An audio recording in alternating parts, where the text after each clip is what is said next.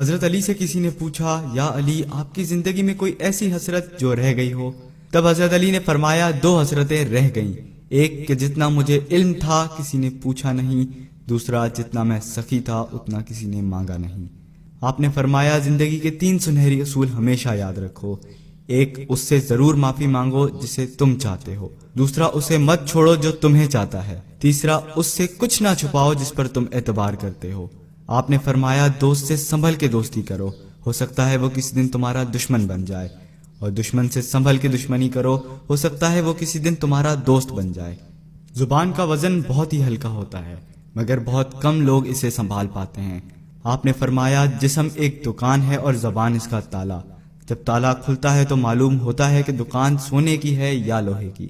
زندگی تیز ہواؤں کی مانند ہے، جس نے اس کی آندھیاں برداشت کر لیں وہ کبھی غم کی گھٹا نہیں دیکھتا، سرسبز و شاداب باغ دیکھتا ہے۔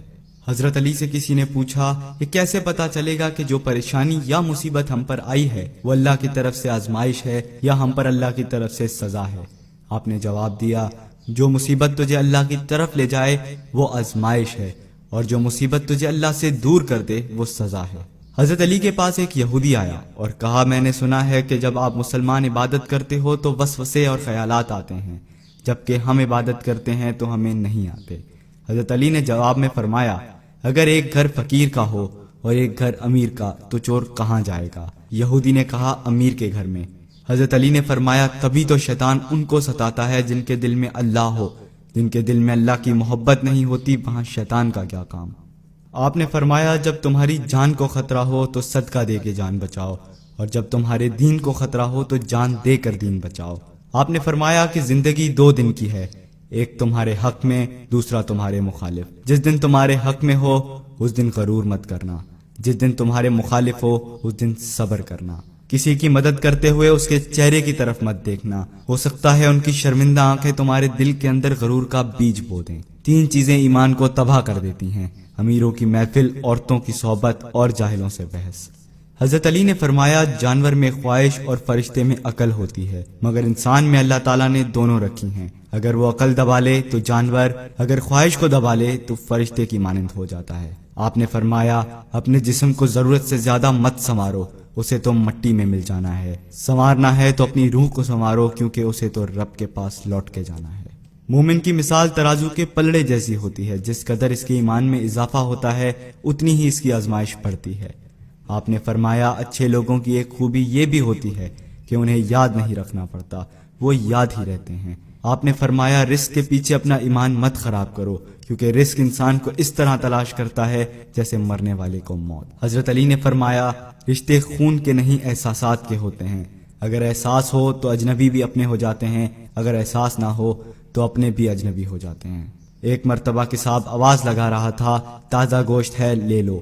وہاں سے حضرت علی کا گزر ہوا، کساب نے آپ سے کہا، تازہ گوشت ہے لے جائیں۔ حضرت علی نے فرمایا، آج میری جیب اجازت نہیں دیتی۔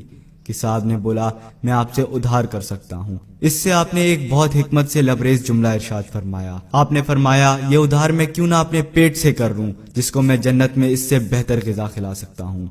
حضرت علی نے فرمایا، لفظ انسان کے غلام ہوتے ہیں مگر صرف بولنے سے پہلے تک، بولنے کے بعد انسان اپنے لفظوں کا غلام ہو جاتا ہے۔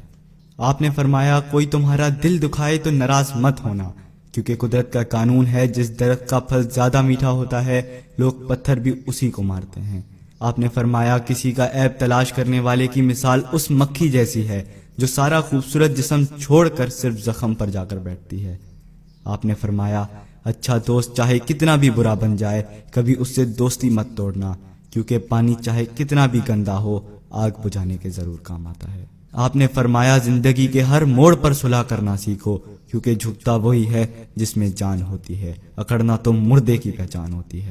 دوست ہو یا پرندہ دونوں کو آزاد چھوڑ دو، اگر لوٹ آیا تو تمہارا، نہ لوٹ کر آیا تو تمہارا وہ کبھی تھا ہی نہیں۔ بادشاہ نے وزیر کو انگوٹھی دی اور کہا، اس پر کوئی ایسا فقرہ لکھوا لاؤ جسے میں خوشی میں پڑھوں تو اداس ہو جاؤں اور غم میں پڑھوں تو خوش ہو جاؤں۔ وزیر گیا اور انگوٹھی پہ یہ لکھوا لایا کہ یہ وقت بھی گزر جائے گا۔